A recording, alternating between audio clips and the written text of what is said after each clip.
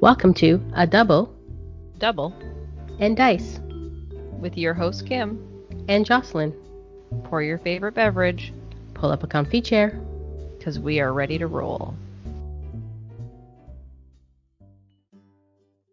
Welcome to episode 37 of A Double and Dice, and today we are doing a Team Brew Switcharoo. And what is a Team Brew Switcharoo, you say?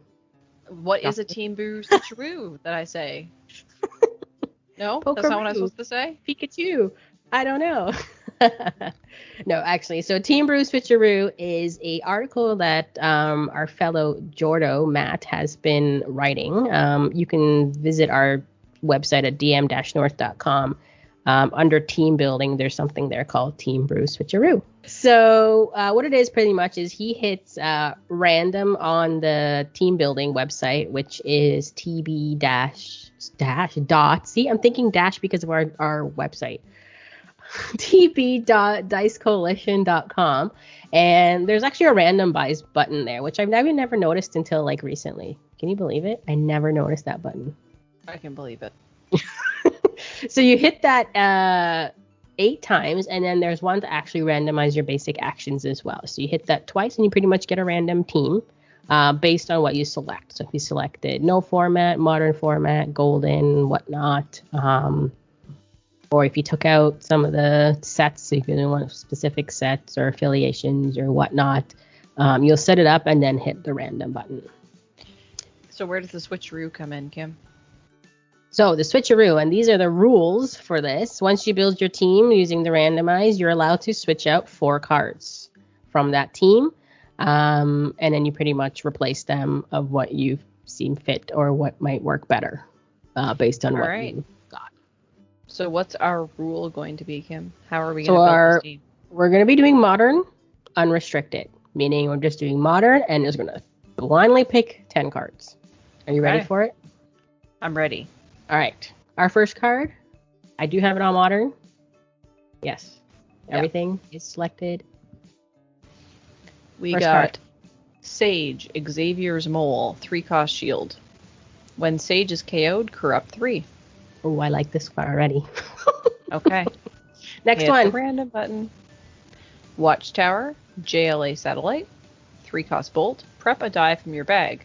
When you field a Justice League character die, prep a die from your bag until end of turn. That's going to go really great with that Hellfire Club Sage. Let's see if we get any more Justice League characters. I doubt that, though. But ready? Number 3.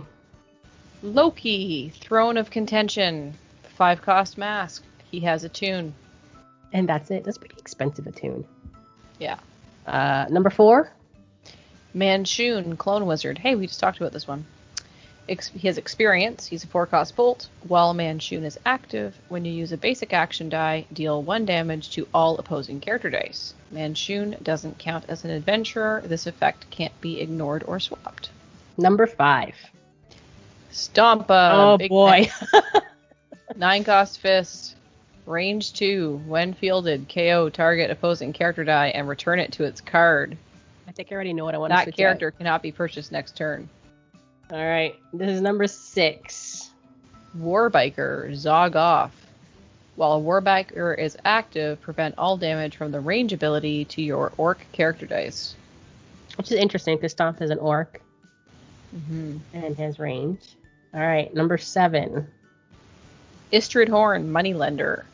Also has experience, 2-cost fist. When fielded, you may choose a global ability. If you do, it cannot be used this turn, and any of its effects immediately end. And lastly, number 8 for cards. We got Ric Flair. Woo! There you go. 4-cost mask. I love this card. Tag out. And he has the global pay for. Target superstar die gets +4A. First global. Yeah. All right. So that's our 8. I just like the card because it's woo! Yep. You said woo in a few of our team building series, or maybe even off that. All right, now I'm going to hit random basic action. All right? Any excuse to say woo. Yep. Target lock. Continuous. Place target lock on an opposing character card. It is still in the field zone.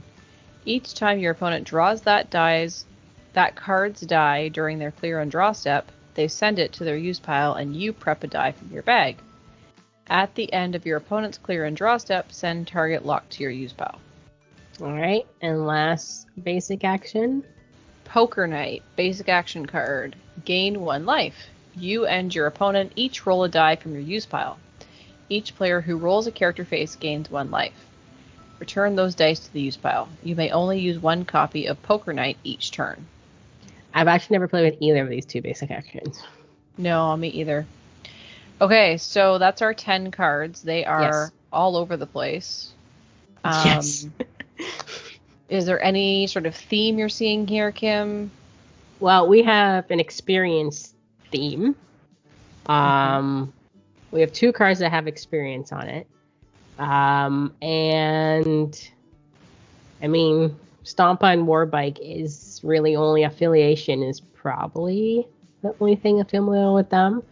I mean, to get a 9 cost Stompa with what we have, probably not going to happen unless we have to change out cards to make that happen. We got some prepping, but again, Watchtower. Well, there's no Justice League characters to prep another, but you could prep a die. So with expensive. The rules here, Kim, Mm-hmm. when we eliminate a card, do we have to randomly select one that goes in, or do we get to choose something that we think will make the team better? Nope, we're just gonna get.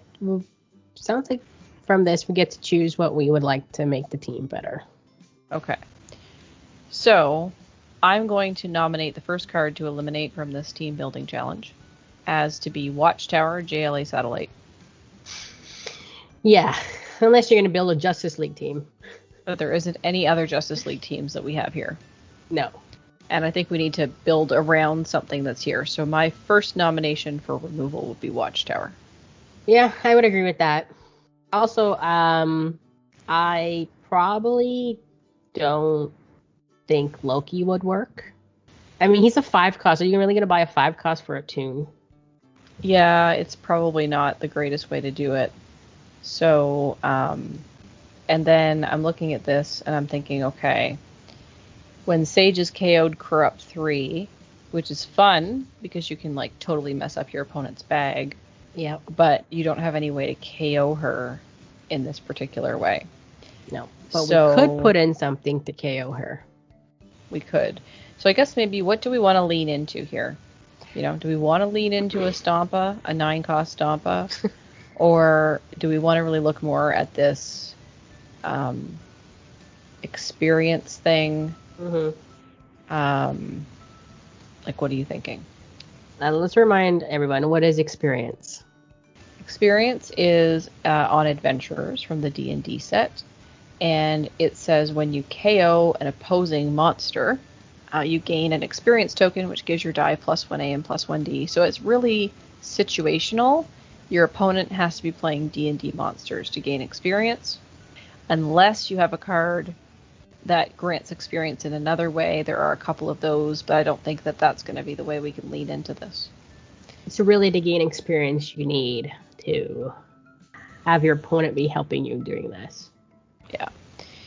So, but we could ignore experience and focus on the rest of the text. So I like Manchun. When he's active and you use the basic action die, you deal 1 damage to all opposing character dice. So if we worked around that, that's a card that I've sort of played around with. Have you played around with that one, Kim? No, I have not even played. I don't think I've ever played a Manchun card. Okay. So if we played around with that, we could consider leaving Loki in. Like, who knows? Maybe we'll have 5 extra energy to get in a tune. If we're going to use the basic action die to do 1 damage to all opposing character dice, we could use target lock, or we could eliminate Poker Night and put something else in. Yeah. And we could focus on things that work with basic actions. I mean, the thing with Manchun is there's an easy answer to that. If we eliminated Poker Night, we could put in Seething Corruption. Yeah, and then we'll need like another character that we can use for Ric Flair's tag out, or an even Pump Global. Well, I mean, if you if you put Seething Corruption in, so Seething Corruption says when an opposing character die takes damage, KO it. So you use Seething Corruption with Manchun active, it does 1 damage to all opposing character dice, and those dice are then KO'd because they took damage. Right. So you empty your opponent's field. But this is something I've done before, and I've played with it, and it's fun. It's annoying as heck to be on the opposite side of, but it's fun for the player. But I've done it before, so it's not really new to me. Yeah. Right? So, I kind of like the idea of the 9-cost Stompa, but how the heck are you going to get to a 9-cost Stompa? Yeah. You're going to need, like, a discount, and then you're going to need, like, Clayface to maybe help with some energies, and remember, we can only get rid of 4. Mm-hmm. Or do we use... Stompa's got some good stats, but do we possibly use... Now, another way you could do this, if you wanted to concentrate and use... If we're keeping Loki, we can stat flip him, take him out, and if we have the energy, give him +4. Sorry, why would we stat flip him? Because then if you clear someone's field, then he can potentially go in at 5, 7, or 8 damage. Mm-hmm. Tag out, you could probably get that to 7, 9, 10. And if you have 4 extra energy, now you're looking at +10, right? Damage going through. Wow, that's a lot. It's a 5 cost compared to a 9 cost. But to stat flip him, obviously you'll need the only modern card that can flip your A&D, and that's Bizarro. Right. Which has a global that can do that, which is, I believe, a shield. It's a shield, yeah. If we want to keep Ric Flair and use his ability. I like using Ric Flair's ability, because that sounds like fun. Yeah, I've never actually played with this Ric Flair. Istrid is good if you want to... she's a good control card if you want to keep it on there. Yeah, it's a when fielded though, so it's only globals that are going to work against you on your own turn. So let's say we're going to get rid of Stompa and Warbiker. Mm-hmm. And we got rid of we already got rid of Watchtower. So if we get rid of Stompa and Warbiker, then we have to get rid of Poker Knight. We have to get rid of Poker Knight, yep. Yeah. That would leave us with Sage, Loki, Manchun, Istrid, Ric Flair, and Target Lock. So we need another basic action and 3 more cards. Okay. So we're going to lean into this attune idea with Loki and stat flip him, because that's not, inexpensive or anything. So you would need Bizarro Global. So if we're going to KO their field and try to push some damage through, looking at stats, he's the best on defense, and we can do a flip if you want to get some damage through. So in that case, we're going to need Bizarro. Yes. So let's find Bizarro, Kim. Not Bizarro. It's not 2 Z's. All right, so there we go. It's less than perfect. Okay, and he says, while there is an active opposing Justice League character dice, Bizarro has Overcrush, which we don't care about. We care about the global, which says pay a shield, switch a character dice A and D until end of turn. Yeah. Okay. Alright, so we've got Bizarro in there for the stat flip, and then we need Seething Corruption to clear the opponent's field. Seething Corruption. Until end of turn. When an opposing character die takes damage, KO it. So now we need 2 more characters or actions. So I think we need some ramp, Kim. Yeah, we really don't have any. Now, there's Atlas. Atlas will give us prep and bag control. There's also Atlantis. Talk to me about Atlantis. Atlantis Global is you got to pay a fist and a shield, and you get to, I think it's you get to field a psychic die, and then you get to prep a psychic die. Yeah, it's an expensive global though. Yeah, you got to pay 2. I know you get 2 effects for it. So Atlantis preps with Fist. Fist We and will shield. have to use, because we took up all our basic actions, we can't use a basic action. Yeah. There's Professor X that moves over, 2 psychics. Because if we're going to try to use Ric Flair's global, we're going to have to make sure we have a lot of dice when we're set up. So how many cards do we have left? 2? We need 2. We need to put 2 into our main team. And we need a way to ramp and or control our bag. So how can we roll as we hear our friends say sometimes, scads and scads of dice? Prep. What is all going to the allow dice. us to do that? What about Rush? I never played it. Okay, And so if we look at some Rush characters. Yeah, so if we go up, let me see what we got here, Kim. What energy types are we spending on? We're spending masks, bolts potentially, right? Mask, bolts. Manshun is a bolt. Yeah. Loki is a mask. And then Istrid is a fist. And then Ric Flair is another mask. And Sage is a shield. So Rush. Why didn't I like my Rush here? It's taking anything that has the word Rush. So put like over Crush, for example. So put quotation marks around it because that will isolate the word Rush on both sides.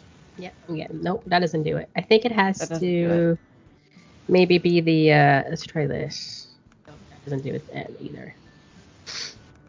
Okay. That's interesting. All right, now I got to scroll. Okay. First Rush, Drax. Rush is for bolts. Okay. 4 cost. We got Gamora rushes for bolts. 3 cost, which is cheaper. Groot rushes for bolts. 4. Iron Man rushes for fists.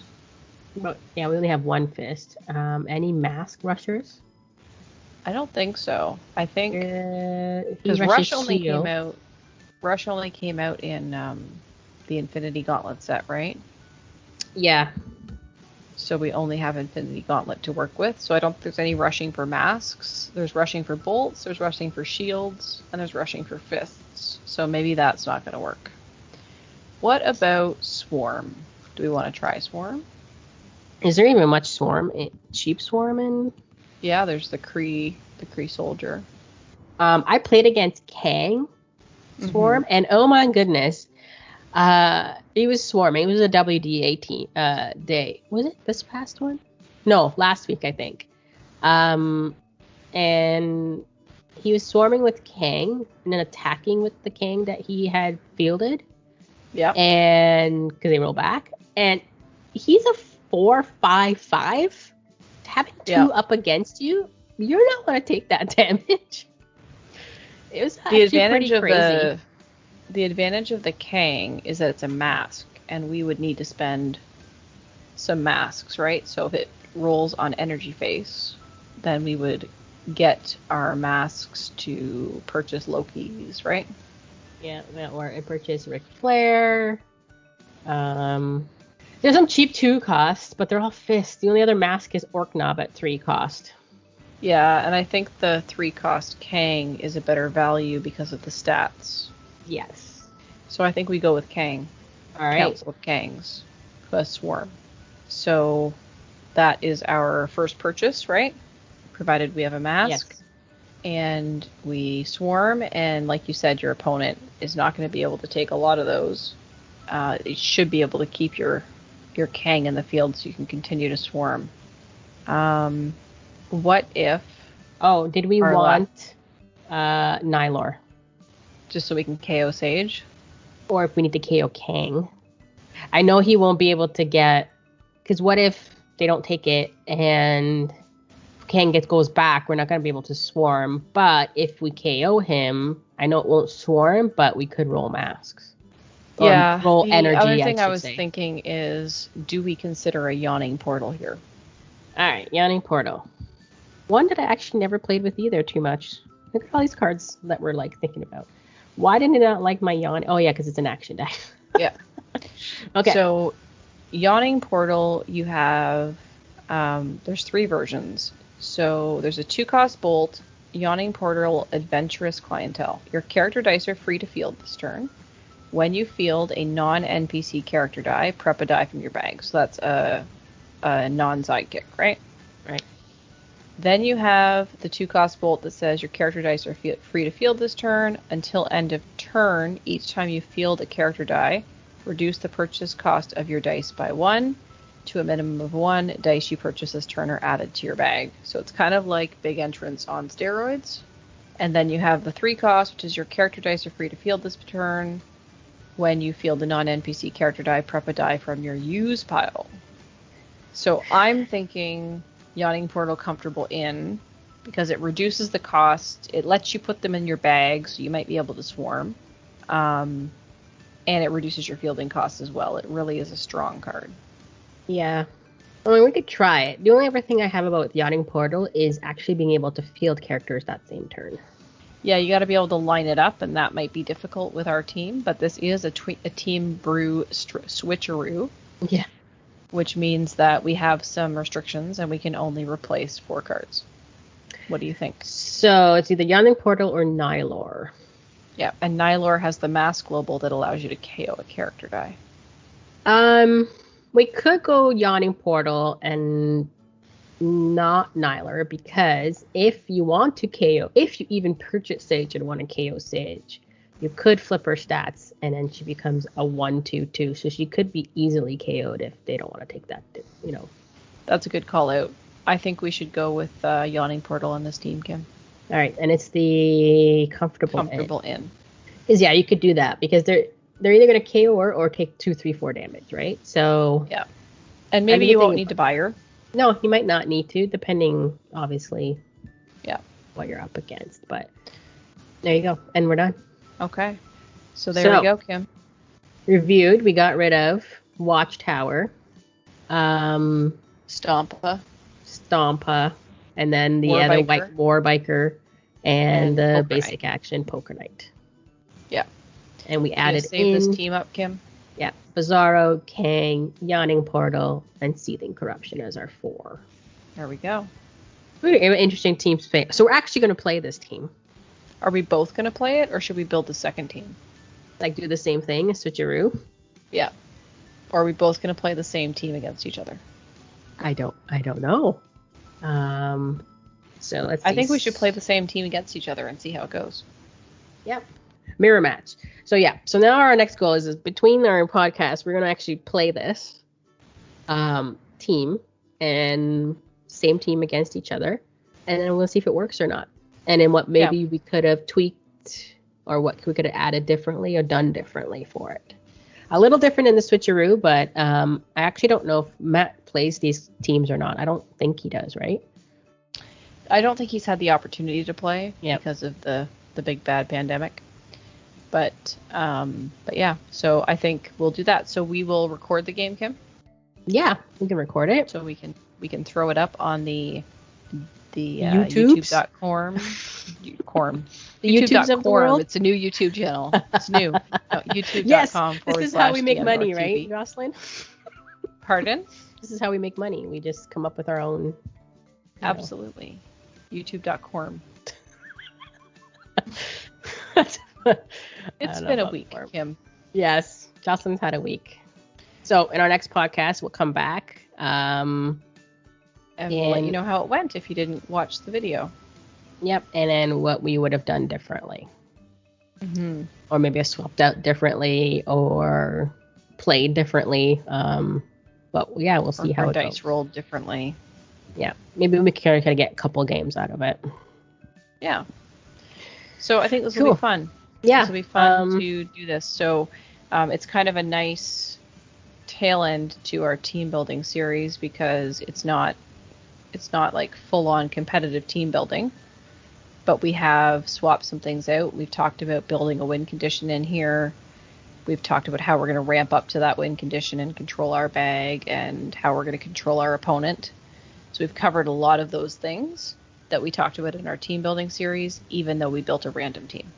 Yeah, unrestricted random team. So again, check it out on our website, and what else articles Matt's done up on the Switcharoo stuff. So. Yeah, and let us know what you think of this episode where we built a team and read the cards out and exchanged them back and forth and had some conversation about which characters should go on. Would you have eliminated the same characters as us, or would you have done something differently? Yeah. So, what's in our dice bag? Well, Kim, the dice bag was pretty light this week. I'm thinking that the what's the word I'm looking for? Holiday season has started. Yeah. Summer. And summer, yes, that's the one. And as a result, people are a little bit more busy and haven't had a chance to listen to the episode yet, so we didn't get a ton of feedback, but we did hear from, I think, our most frequent contributor, which is Jackalope Spam, aka Nick. And Nick said that he didn't have a lot to add this week, but he did want to make a request for the next series of podcasts, or at least a continuous segment. He proposed that we collaborate and make a mostly fun team, or swap to competitive, and preferably on a card we haven't really played. And then in the weeks between recordings, play the team a couple of times and consider where it could be improved, give updates, and consider changes in the next podcast. Repeat a few times. The updates wouldn't need to be long discussions, but should be good stuff. He says, I know you both mentioned taking a team and tweaking it, but it could be fun to see that play out. What was changed? Why was it changed? Did it actually improve? It's a good process that is sometimes overlooked in the team building. I know I'm very much at fault. I tend to make a team for an event, play it, and move on. Rarely do I save any because I'm not going to go back to it, but I do have a few iterations of some of the meta teams on the back burner and could throw together if needed. So this is kind of, in a way, what we did today. We focused on non-competitive, mostly fun, by doing the Switcharoo. Mm-hmm. Pokeroo. Pikachu. How many more words are you going to go in there? Squirtle. Bulbasaur. No, it doesn't rhyme. Switcharoo. Pokeroo. Switcharoo. Pikachu. Remember when I said I'd had a week? I can't rhyme. I can barely string two words together. I couldn't even say youtube.com. So that's the type. Let's see how she does our ending. Okay, now that's a challenge. Oh, all right. So that's all we got in the dice bag this week. Yep. And I think that's all we've got for now. Anything else you wanted to add, Kim? We do have a date set for Dice Social, 31st, but no theme yet. We have to build a theme first, and we have to get that. Yes, we'll try to get that out very soon because the 10th is coming up, and then that's only 3 weeks away. So yeah, so we'll do what we can to get you some details, and we're working through that. And I think that's all we've got right now. Is that right, Kim? That's it. Isn't there something else coming up? Not for us. Dice Fight XL? I do not know about that. I'm pretty sure it's coming up in August. That the DM United folks are putting on Dice Fight XL sometime in August. But I don't know exactly when. So you can head over to dmunited.eu and check out their webpage to find out about Dice Fight XL, which is their big summer event, which is being held sometime in August. And I think that's it, other than the usual places. So you can go play Dice Masters on Tuesday nights at 9 p.m. Eastern Time with our buddy Ross at the Weekly Dice Arena. He's on twitch.tv/Final Ross Battle. On Thursday nights, you can head over to the Dice Masters online Discord and sign up to play in Dice Fight, which is hosted, as we mentioned just now, by the DM United crew. James typically runs that.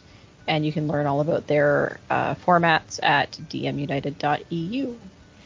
And our friends at the Ministry of Dice are having some internet challenges.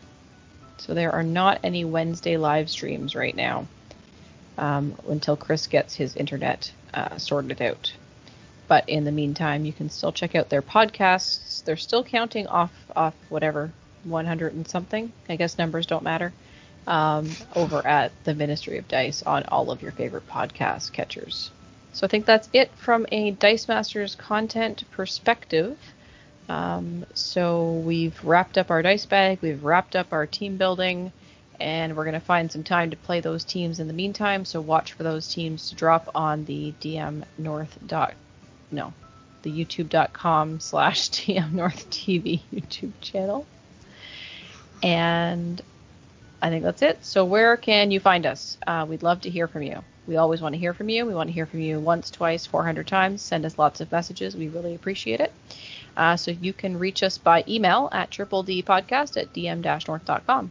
You can reach out to us on Discord. So I'm at Jostitch and Kim is at SuperK. And Jostitch is Joce Stitch. And Super K is just like it sounds, Superk. And you can leave a message for us on our website, dm-north.com, on our episode post. You can reach out to us on any of the social medias, including the Facebook, the Instagram, the Twitter. No TikTok yet, right, Kim? No. No TikTok? No TikToking here. Okay. But on the other ones at dmNorthTV. And until next time, on a double and dice.